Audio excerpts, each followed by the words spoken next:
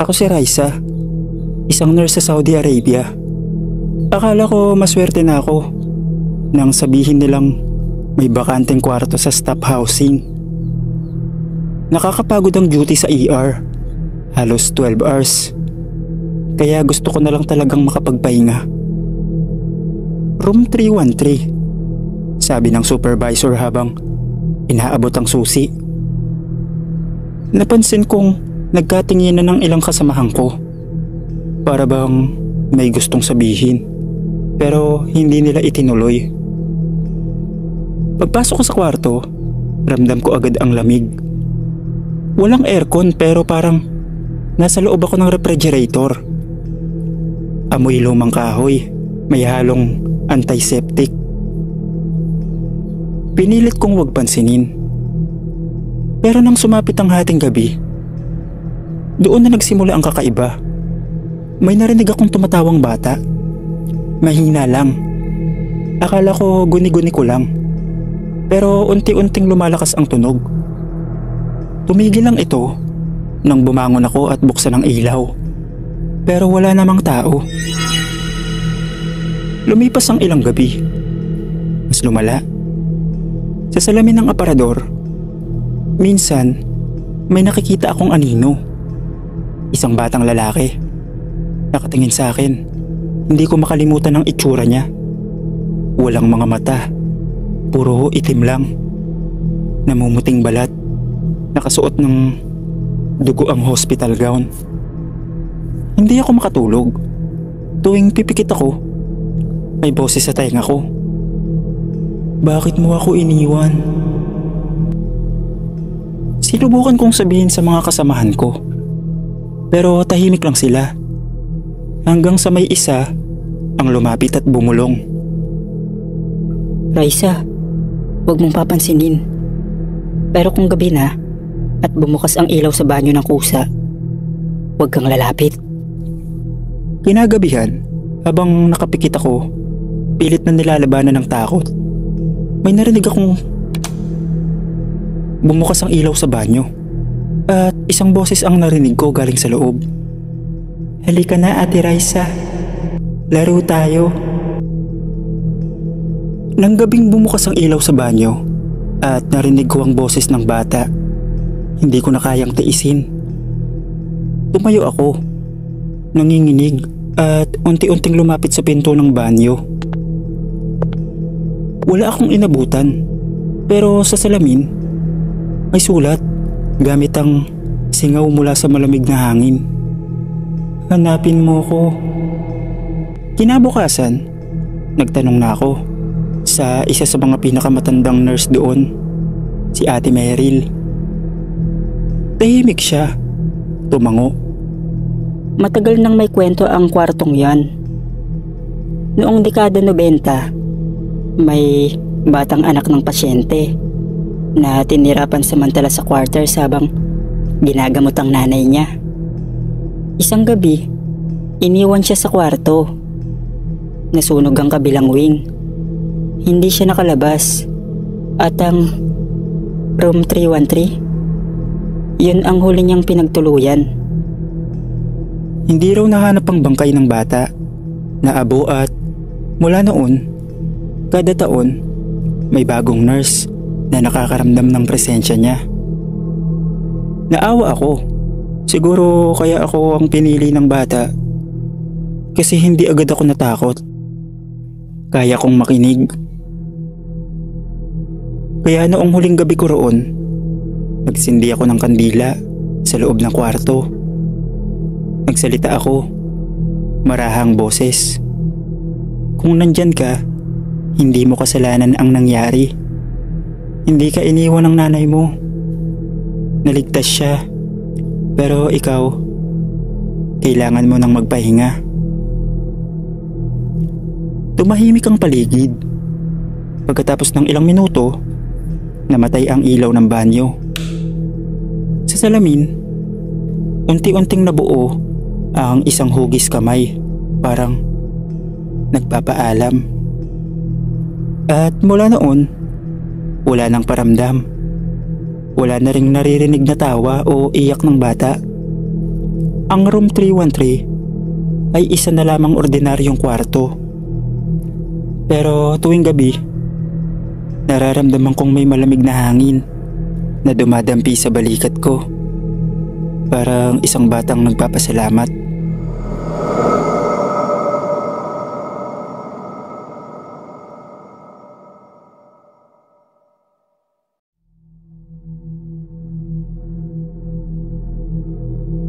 Tawagin niyo na lang akong Mang Celso. 5 taon na akong janitor sa isang lumang government building sa Riyadh na dating palasyo raw ng isang prinsipe noong 1960s. Ako lang ang tao sa buong ground floor tuwing hating gabi. Tahimik, malamig at malinis. Pero isang gabi, may kakaiba. Habang nagwawalis ako sa Marble Hall, ang Grand Ballroom ng gusali, nakarinig ako ng tunog ng high heels. Tumigil ako. Wala akong kasama. Wala rin namang event. Paglingon ko, walang tao. Pero ang tunog, tuloy-tuloy pa rin at papalapit. Pagtingin ko sa salamin sa dingding, may babaeng nakaputing abaya na naglalakad. Dahan-dahan, paikot. Hawak ang liig niya na parang may pilit siyang tinatanggal na kwintas. Pagharap ko, wala siyang muka. Tumakbo ako palabas. Pero sa bawat sulok ng hallway, may naririnig akong boses. Ibinalik mo na ba sa kanya? Kinabukasan, kinausap ako ng isang matandang Arabong maintenance. Tinapik niya lang ako at bumulong. Sa wikang Tagalog ko na lang po babasahin para mas maintindihan nating lahat. May nawawalang kwintas dito noon, asawa ng prinsipe. Nawalan siya ng ulo sa silid na yan. At hindi matahimik. Naalala ko, isang linggo na ang nakakalipas. May napulot akong lumang pendant habang naglilinis at isinama ko sa mga basura. Bumalik ako sa tambakan ng basura. Hinalukay ko ang basura para mahanap ko ang pendant. Kinagabihan, iniwan ko ito sa gitna ng Marble Hall. Wala akong ginawa, wala akong sinabi. Basta iniwan ko lang. Pero naglaho ang pendant. Walang nangyari. Tahimik. Pero mula noon, wala na akong naririnig na yabag o mga alingaw-ngaw. Malinis at payapa na ulit ang Marble Hall. Hanggang dito na lang po, Sir Dave. Salamat sa pagbasa ng kwento.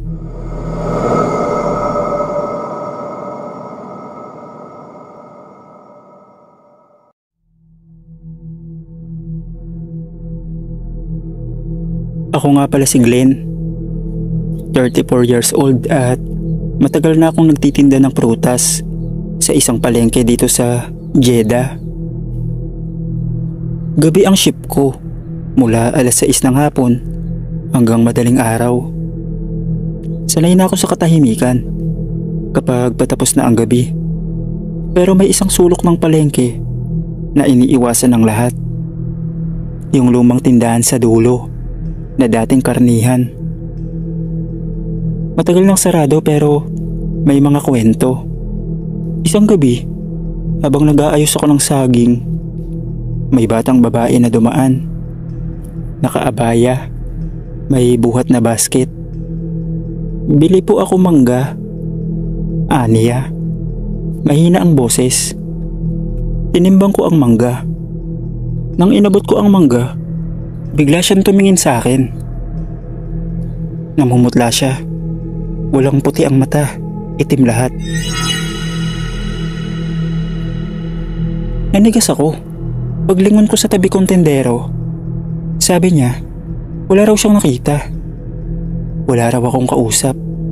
Nang gabi rin yun, naiwan ko ang wallet ko, kaya napilitan akong bumalik. Napadaan ako sa lumang karnihan sa dulo. Walang ilaw pero May naririnig akong naglalakad. May tunog ng kutsilyong kinakaskas sa mesa.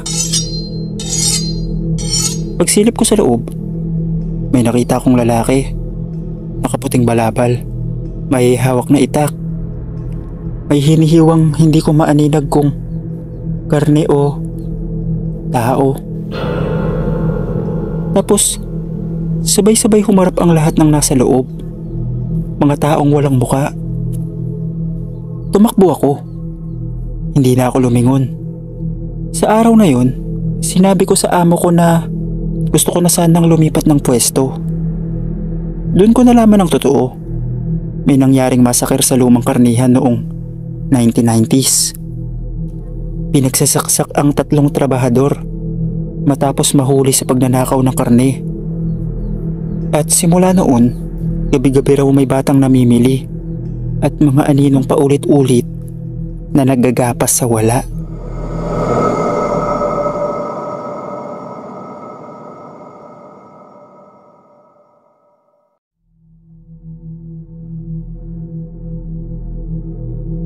Ako si Reynold, mason sa isang proyekto sa gitna ng disyerto sa Tabuk.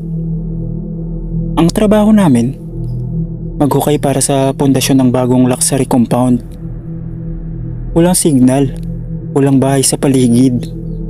Buhangin lang ang makikita sa paligid. Isang araw, habang naghuhukay kami ng trench para sa tubo, may natamaan ang backhoe. Isang parang lumang simentadong pader. May maliit na butas sa gitna. Tinangka naming sirain, pero matigas. Isa sa mga kasama kong Egyptian ang nagsabing, "Huwag niyong galawin yan. Luma na yan. Hindi yan para sa tao." Pero syempre, trabaho pa rin namin. Binuksan ng engineer at doon namin nakita isang lagusan. Tunnel. Palalim, pababa. Mabaho at mainit na parang may humihinga mula sa ilalim. Mula ng araw na yun, nagsimula nang mangyari ang mga kakaiba. Una, nawawala ang mga gamit. Helmet, tools, kahit tubig. Pangalawa, may naririnig kaming yabag sa ilalim ng lupa, lalo na kapag 10 oras ng gabi. At pangatlo, may nawawala. Si Khalid, isang laborer, hindi na nakita kinabukasan. Wala ni Anino. Tapos sumunod si Tonyo, kasamahan kong Pinoy. Hanggang sa ako na lang ang naiwan sa crew na unang pumasok sa lagusan. Kinagabihan, nagising ako sa tunog ng pagsigaw. Galing sa ilalim ng trench. Tinawag ang pangalan ko. "Ray, tulungan mo kami." Pero hindi boses ng tao. Parang galing sa ilalim ng tubig. Pilit ginagaya ang boses nila. Kinabukasan, tinabunan na ng kumpanya ang lagusan. Pero huli na. Sa panaginip ko gabi-gabi, binubuksan muli ang lupa. At ako, walang magawa kundi mapatingin habang lumalabas mula sa ilalim. Hindi tao. Pahaba ang katawan. Sunog ang balat.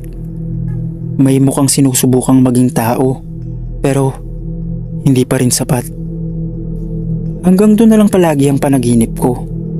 At may isang araw na hindi ko na ulit na panaginipan yun. Matagal na rin naman akong nakauwi sa Pilipinas. Pero hindi ko po makakalimutan ang karanasan kong yon sa Saudi.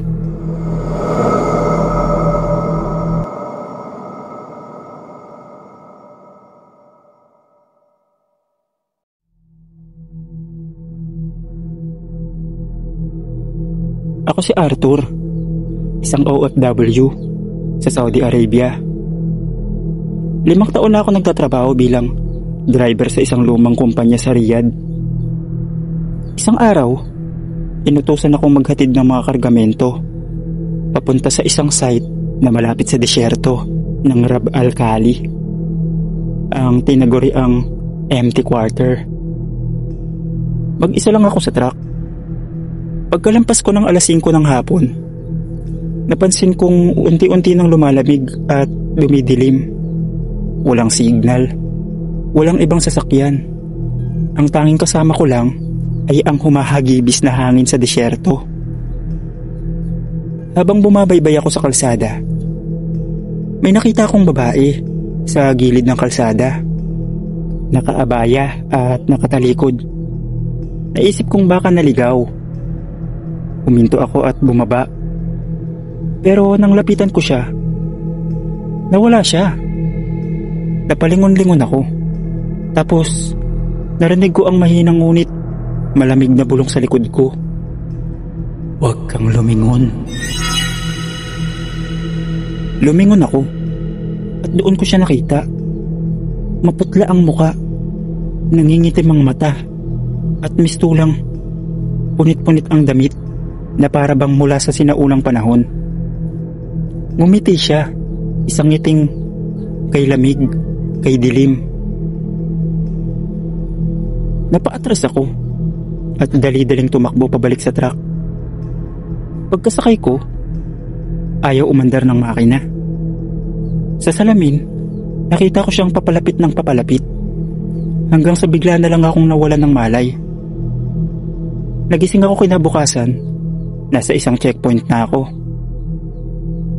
Nahanap daw ako ng mga sundalo, tulala at nanginginig habang nasa gitna ng kalsada ang truck na walang susi. Simula noon, hindi na ako muling dumaan sa Rab Alkali. At bawat gabi, bago ako matulog, naririnig ko pa rin ang bulong sa tenga ko. Huwag kang lumingon.